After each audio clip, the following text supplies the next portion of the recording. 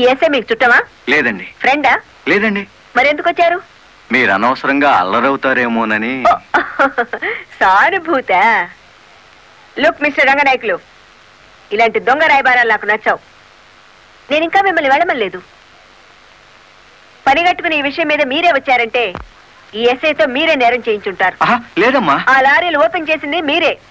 దానికి సంబంధించిన ఫోటోలు, పేపర్ కట్టింగ్లు నా టేబుల్ మీదకి వచ్చాయి. ఇప్పుడు లేవండి. మీ లైఫ్ టీపీఎస్ అంటే ట్రాన్స్పోర్ట్ సర్వీస్, నా లైఫ్ ఐఏఎస్ అంటే Indian administrative service. Mind it. వెళ్ళండి.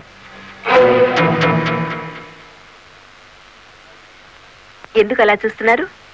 5 నిమిషాల క్రితం నా తలంటిన స్త్రీ ఇప్పుడు వాళ్ళను ఇస్త్రీ చేసిన స్త్రీ ఒకళ్ళేనా అని. ఏమిటా కాకాపడుతున్నారు? మీ పోలీస్ డిపార్ట్మెంట్ కి మా రెవెన్యూ డిపార్ట్మెంట్ ఏమైనా పనుందా? బుద్ధున్నవాడు ఎవడు ఆడదాన్ని లారీలో తీసుకురాడు. తీసుకొచ్చినా బట్టలు కొనడానికి అస్సలు తీసుకురాడు. ఏదిరా మీ వదిన?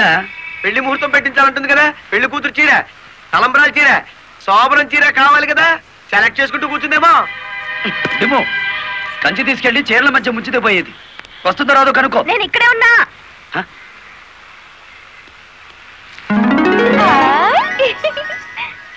నీకే చీర నచ్చుతుందో తెలియక కొట్టోని కాకపట్టి పెద్ద లాటు పట్టుకొచ్చాను. పై చీర బాగుందో, మధ్యది బాగుందో, కిందది బాగుందో బాగా చూసి చెప్పు. మధ్య చీర అద్దీరింది.